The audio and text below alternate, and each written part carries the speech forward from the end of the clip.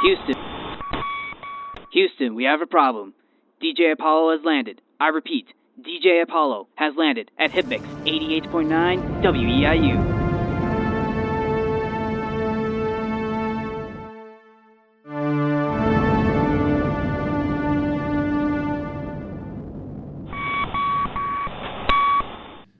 Hello, my name is DJ Apollo, and welcome to the Tales of Music and Film podcast.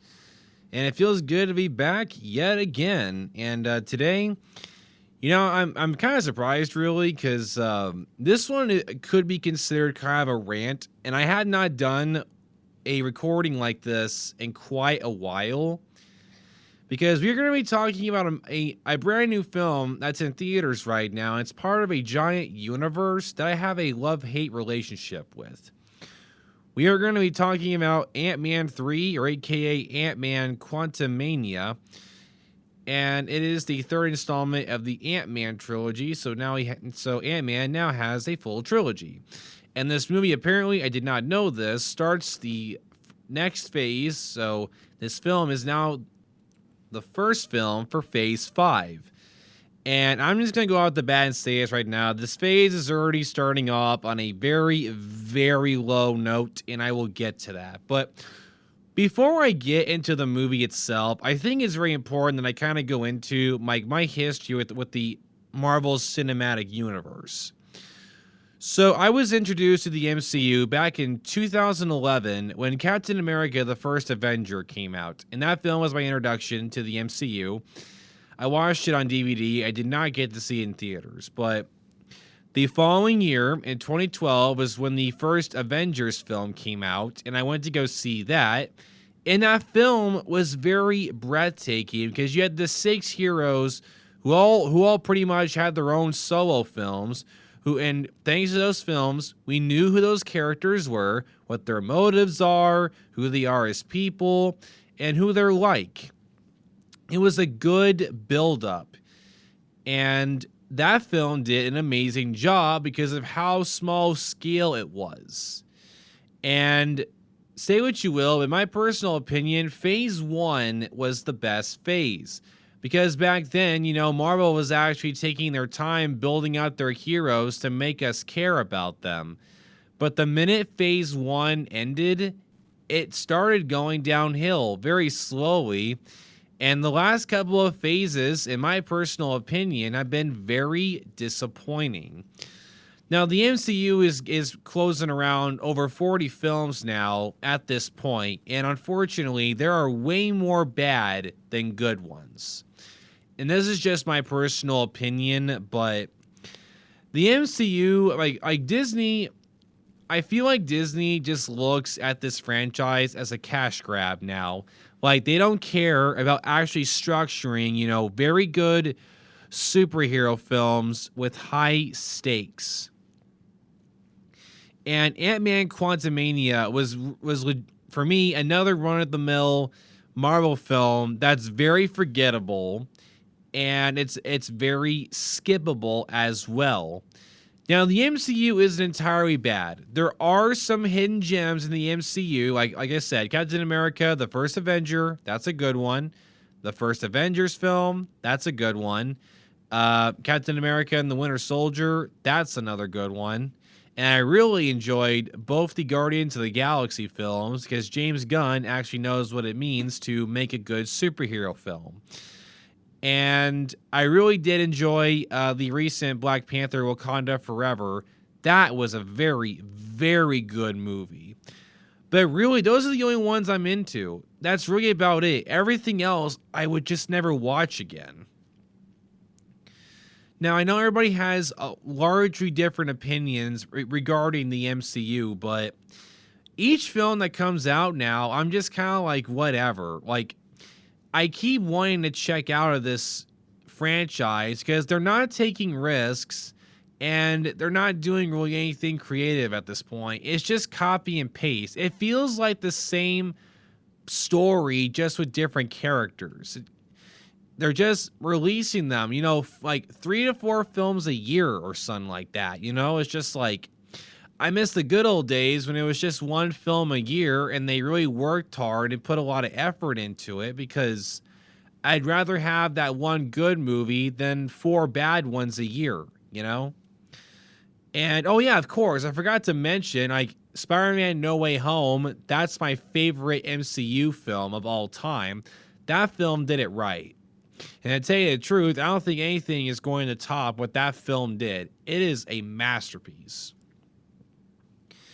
But the MCU is just having a lot of bad luck for me right now. It's just like, just to give you an example, like, Disney refuses to kill off any main characters to serve the story. And I wish they would, because Disney looks at the MCU characters like, we got to get every little cent that we can get out of these characters. You know what I mean? Like, one of the most disappointing MCU films for me was Captain America Civil War, because in my personal opinion, the only reason that you should watch that movie is because it introduces Black Panther and Spider-Man. That's really the only reason. Like, the comic book that movie is based off of is a very famous comic book. And Captain America is killed at the end of that. Can you imagine if Civil War ended at the movie ending like that, you know? Not necessarily Cap being killed off, but like, no one dies in that film. And the damaged friendships are quickly fixed in the sequels that followed it. So for me, that film, just like many others, is very skippable. It doesn't really add anything. And that's what I'm noticing with these films. They're nothing like I watch them and I'm just kind of like, yeah, it was okay. Like, I just find myself disappointed over and over again. Like, Phase 4 had some good ones. There was Doctor Strange, Multiverse of Madness. That was really good because, like, hey, it's directed by Sam Raimi. Everything that guy makes is cool. Yeah, Spider-Man No Way Home, like I said, that was really good. I really enjoyed the MCU shows they did, like WandaVision, Falcon and Winter Soldier, Loki. Really enjoyed all of those. But when it comes to the movies, dude, it's like with each phase, they just keep getting worse. And overall, I mean, I'm just kind of ready to check out the MCU at this point, because I just like, they're not taking risks. They're not doing anything new. The stories feel so generic. And we're going to get into that with this movie, because I was very disappointed with this film. It's like, right off the bat, the trailers made it look like that they were going for a darker tone with this one, and they kind of did. But then during the last 10 minutes, they completely pull a 160 on, like a 360 on us. And I'm just like, really? You had the chance to have a very emotional moment, and then you chickened out, but we'll get to that. So the film has been, Antman Quantumania, let's get into this. The movie has been out for about 3 days now, and it was directed by Peyton Reed. The film was released on February 17th, and it's distributed by Walt Disney Studios Motion Pictures. And a quick little recap, Ant-Man and Wasp find themselves exploring the quantum realm, interacting with strange new creatures, and embarking on an adventure that pushes them beyond the limits of what they thought was possible. And, you know, when you read that, it sounds like it'd be an interesting story, right? Nope, not for me it isn't, you know. Now, before I get any further into the recording, I do want to clarify that everything that I talk about in this is just my personal opinion, because this movie was the prime example for me why I just cannot stand MCU movies anymore, and why there's so many bad ones. So let's get into it. So the cast for this film, we have Catherine Newton, who plays Cassandra Lang, who is Scott Lang's daughter. We have Jonathan Majors playing Kane the Conqueror. We have Evangeline Lilly, who played Hope again, who makes an appearance in all three films. We have Bill Murray playing Lord Kryler, and of course we have Paul Rudd playing Scott Lang. Then we have Michelle Pfeiffer returning to play Jeanette, and we have, of course, Michael Douglas returning to play Hank again, and we had a surprise appearance from Corey Stoll, who reprises his character Frank Grimes. And that's really the lineup for the real main characters of this film, and it's a really good cast. I will say, I think everybody did an amazing job with the scripts that they were given. But this story, in my opinion, for this movie is extremely skippable because for me, this film did like the predecessors. It added nothing. And I just don't see any point in watching this because the story, like, first of all, the story is really silly in a lot of places. Like, I don't even know where to start with how silly the plot was for this. So what happens is at the beginning of the film, Scott Lang's daughter shows him that during the 5 years that Ant-Man and the others were dusted because of Thanos' snap, Cassandra had built a lot of new tech because she's really good at that. And apparently she had built this antenna device that beams a link to the quantum realm. And she was showing it to Scott in her laboratory along with Hank and Michelle Pfeiffer's character and Hope. And they're all looking at it, but then Michelle Pfeiffer's character has a complete freak out and tells her to turn the machine off, and she turns it off, but then it turns itself back on. Then the machine starts to break down. Then this entrance opens up, and then all of them are sucked into the quantum realm, and now they got to find a way to get out of there. Now, this film does do something very interesting in expanding upon the physics and the way the quantum realm works. Like, you find out that there are cities built down there, and there are people who live down there, and you find out, and we get more backstory on Kane the Conqueror, who's being set up to be the next main bad guy in the MCU, the next Thanos, if you will. And the others get split up. Michelle Pfeiffer's character, along with Hank and Hope, land somewhere else. And Scott and his daughter land in a complete other place. And they're like navigating through the area, trying to figure things out. And they find all these people who are living in like this camp, like off the grid. And we get introduced to some characters that we're not going to be seeing very much, and a good majority of them are kind of killed off towards the end of the film, and we really don't learn much about them. And the other thing, when these characters are introduced, here is where the horrible humor is brought into play.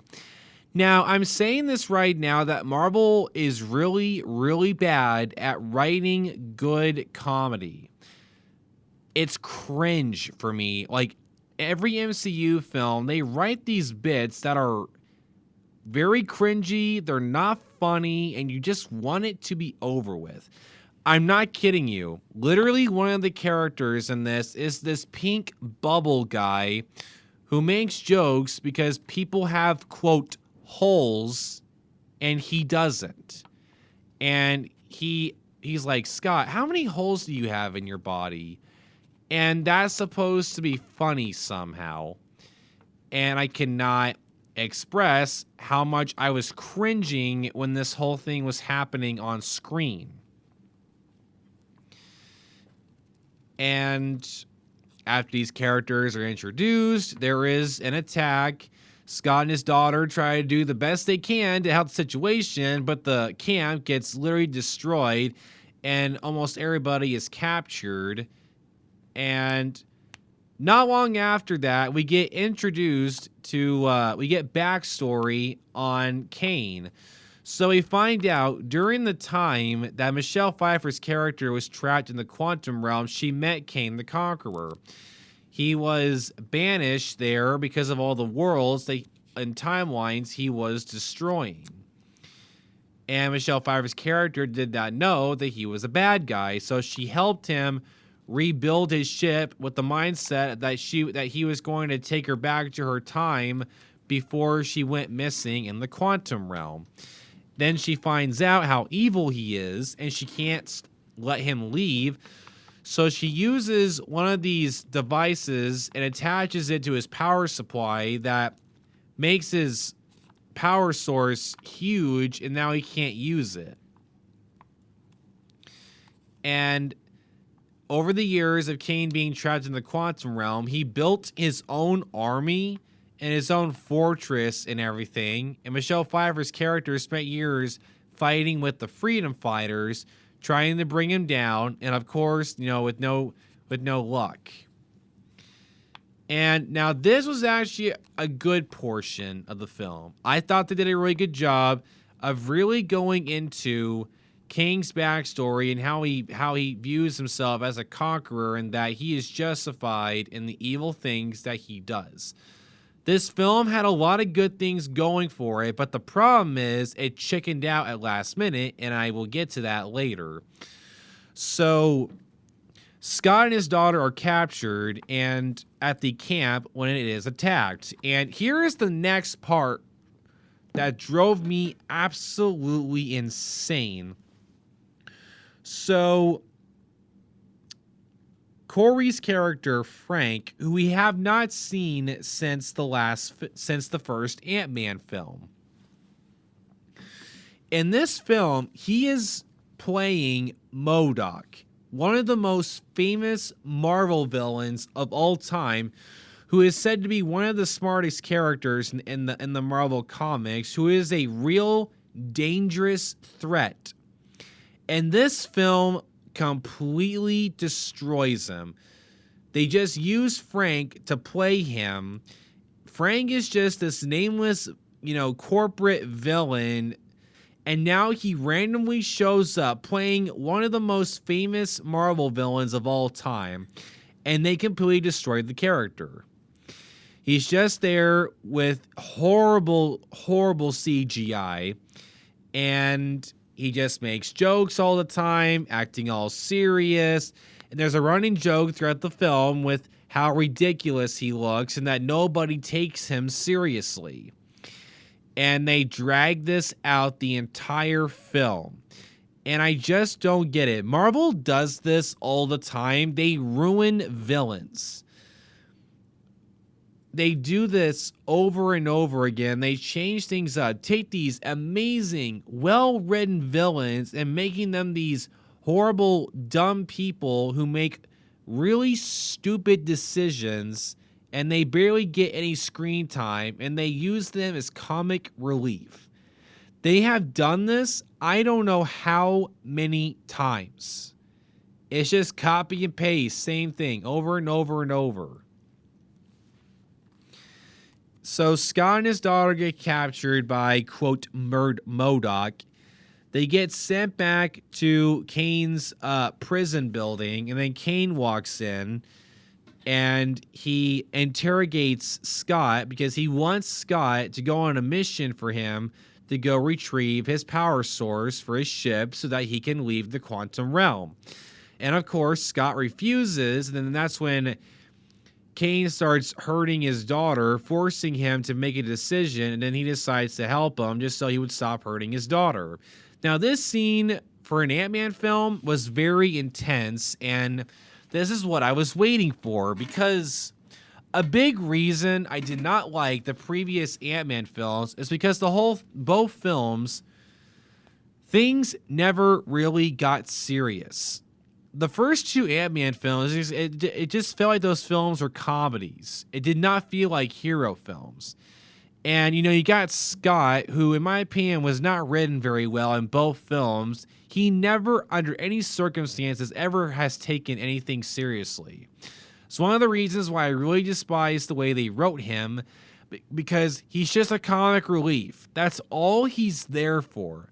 He never really adds anything to the overall plot. He's just there to look silly and dumb all the time because, forget trying to actually write him be an interesting character who the audience can relate to. He's just a walking comic relief, and that's all he is. I'm like, really? You're telling me you couldn't have written him just a little bit better, But in this one, for once, they actually give him some serious scenes to work with. Like the scene where Kane is torturing his daughter, forcing him to say yes to help him, was very intense. I'm glad they finally upped the stakes to show, that Scott really cares for his daughter and that there is a side to him that will take things seriously. It's like, great, it took you 3 films. We finally got to see it. And it doesn't last long, unfortunately. So Scott goes to get the orb, and meanwhile, Michelle Pfeiffer's character, along with Hank and Hope, go to this bar trying to figure out where to go. And Michelle Pfeiffer knows, has connections with people who they can help. And this is where we meet Bill Murray's character, who isn't really in the film very much. He's in it for like 5 minutes. But his appearance, I thought his character was pretty funny. Like, say what you will about Bill Murray, but he does an amazing job at playing these kind of comic characters, but it's like he does it in a really good way. Like he knows how to use the material and upgrade it. He's a really good actor. And I thought his character was pretty funny. Like I said, he was a nice little addition, I guess, to the film. But they get the information they need from him. They get a vehicle and they fly out to the orb, and they, of course, meet up with Scott. Him and Hope manage to shrink the artifact, or power source back to its normal shape. And, of course, Kane fights them. He gets the power source, leaves them, and, it feels like all hope is lost. He's getting ready to leave. And then, remember the character Hank? The guy who has played a very important role in the previous 2 films, he has, no screen time in this. This guy is the OG Ant-Man, and they barely gave him anything to do in this film. He barely has any screen time, any. And, of course, you know what comes in to save the day? His ants. Yeah, by the way, literally in all 3 films, Hank has this giant army of ants that he has connected these little microphones to him, and they do what he tells them to do. And they're like his little accomplices or something. Apparently, you find out when Hank and the others were sucked into the quantum realm, the ant hive container was taken in as well. And apparently, they entered the quantum realm at a different time that was years ahead of the other characters. And the whole time Hank is explaining this, I'm just like, I don't get it, but just roll with it. Here comes an exposition dump. So they entered the quantum realm way more further into the future than the other characters. And then you find out the ants built their own tech, and now they are a unstoppable army. They went back to the time period that Hank and the others are in to help them take down Kane. I'm not even kidding. Somebody wrote that down and said this is A+ quality. The story in this is so gosh darn silly. I could spend an entire hour talking about it, That is what saves the day. A giant robotic ant army. How the heck did we get to this point? I'm like, really? How? This film is just, oh my gosh, man. Yeah, I'm not kidding when I wasn't kidding when I said the story gets really silly. And of course, we get Scott's daughter manages to break out of her cell and she releases the other prisoners and she manages to find Kane's communication room and she sends out a message. And I'm not kidding you. Literally, her message, it's like a hologram of her. She gives out, this inspirational speech that's supposed to have the resistance band together to help fight Kane and his army. And I'm assuming that you'll know how this speech goes. She says the stereotypical thing that we've seen 8 million times before. Please come to the Citadel. It's not too late. We work better when we work together. We're a team. We can face this evil together and take him down. Who's with me? I'm not kidding you. That's exactly how she words it to an extent. It's just like, we've heard this how many other times? It's just, oh my gosh, man. It's like, universe forbid they tried doing something different and new in this film. And, the Ant Army shows up with the other resistant fighters. They fight. They take down Kane's soldiers. And here is where we get to the big finale of this, where Scott fights Kane. So everybody believes that they've taken down Kane. The characters manage to open up a portal to go back to their timeline. Everybody enters except Scott, right? And Kane, of course, shows up as the big baddie that he is and starts beating the living crap out of Scott. And Scott's trying to fight back, and of course, Scott doesn't stand a chance. Kane literally hands his butt to him, and Kane is punching Ant-Man over and over again, literally busts Ant-Man's mask. It gets destroyed, and it looks like Scott is going to die. And the trailers made it look like that was what's going to happen. And going into this, I thought that'd be a good way to end the movie. Having Kane the Conqueror kill Scott, showing how powerful he is, and that the MCU is going to change things up and actually take more risks killing off characters. So Kane is beating him up, and it looks like, we're going to get that. Nope. Literally at the last minute, as Kane is getting ready to kill Scott, Hope walks back through the teleporter and beats him up. And then her and Scott push Kane into the reactor, and it blows him up, and he's dead. This film spent 2 hours setting up Kane the Conqueror, the main baddie, the one that was expelled from the council because of how evil, the one that mattered, that we all wanted to see be the big baddie. Yeah, they killed him. This film spent 2 hours building out this character just to kill him off in the final battle. What was the point of that? You know what I mean? It feels like I just wasted 2 hours. It's like they were going to kill off Scott and have the film end with Kane winning, and then they chickened out last minute because Disney, universe forbid, they take risks and chances. They care more about how much money they're going to make instead of actually writing a good story. It's everybody wins. It's happily ever after. The resistance take over the base. Everybody's free. The characters are back together. Everything's perfect. Hope and Ant-Man walk back through the portal, and everything is just spick and span.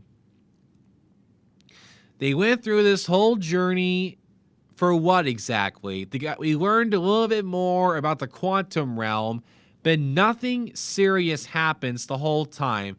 No one gets hurt. Everybody walks away scot-free, and nothing is learned. And I'm not kidding you. When the credits were rolling, I'm just sitting there thinking to myself, what did I just watch?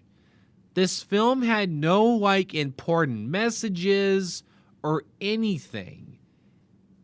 And it just had nothing good about it.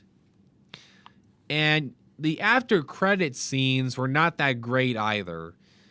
I miss the good old days when the after credit scenes actually meant something, because in this film, the first one we see is that we find out, it confirms that Kane the Conqueror is dead, and that there is a whole council of him, because the council is Kane the Conqueror from every single different universe. So there's like hundreds, possibly thousands of him. And my whole thing's like, okay, why should we care about these other 1,000 Kane the Conquerors? You just killed off the main bad one that we spent, a couple of films seeing, and you just killed him off. And may I remind you, Kane the Conqueror was killed by one of the weakest Avengers, who is Ant-Man. Ant-Man, out of all the Avengers, Ant-Man defeats him. So you just showed Kane is not that good of a threat because Ant-Man can beat him on his own. So how am I supposed to take Kane that seriously when he got beat by Ant-Man? The Avengers, when they're all together, they're not going to have a problem with this guy. Those films include, the last couple of films, the Loki show, how it built him up to being the next, big threat like Thanos. All that build up that Phase 4 did, this film destroyed all of it within 10 to 5 minutes. And I just don't know what they're going to do now. Where are they going to take Phase 5 from this point? You just made your next baddie completely pointless in one movie. Like, Phase 5 is starting off like this. I don't know how they're going to be able to pick out the pieces and try to fix things with the next film. I have absolutely no idea what they're going to do. And, the treating of Kane, Kane was done so well in this film up until the last 5 minutes. The film did such an amazing job building him up, man. Like, dude, he was a big threat. Like, his monologues, the way he spoke of himself, I got chills. The writing on him, the writing they did for him, I thought was really good. Jonathan Majors did an amazing job playing him. Like, Dan, he was ruthless. And Jonathan, dude, I'm telling you, man, he's a good actor. He brought this character to life very good. But, then the film kills him off. And I'm just like, well, then, like, what are they going to do now? And, like I said, the character, like, I was not attached to any of the characters in this.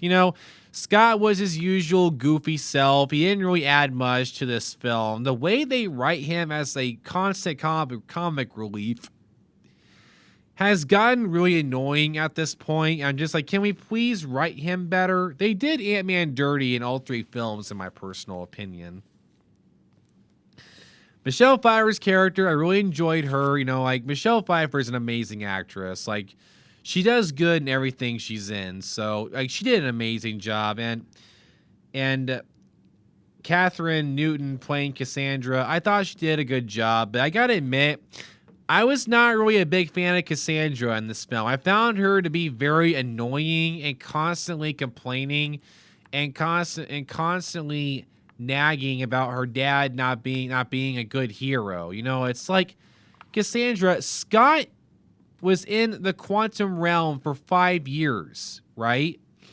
And him and Hope risked their lives fighting with the Avengers at the end of Endgame, and they helped bring everyone back. What do you mean that he's only, like, I'm not kidding you. There is literally a scene in this where she tells her dad that you're only thinking about yourself.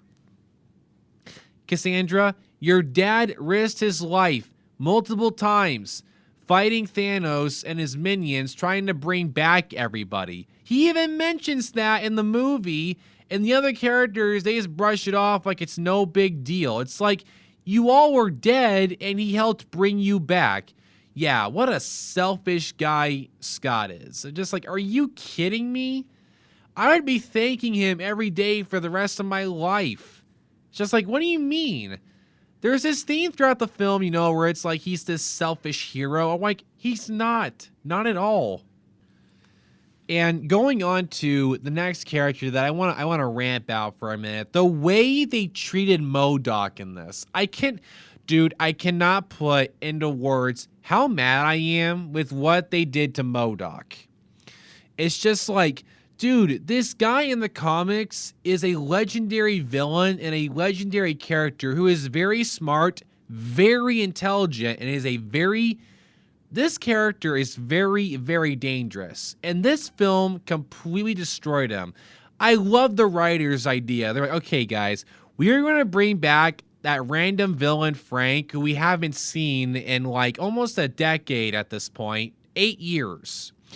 And it's like, okay, we're going to randomly bring him back and we're going to have him be MODOK and not actually make him MODOK. It's just like, what? And I'm not kidding you. They CGI'd him to have a huge head and small legs and arms. And the CG for Frank's head is so bad.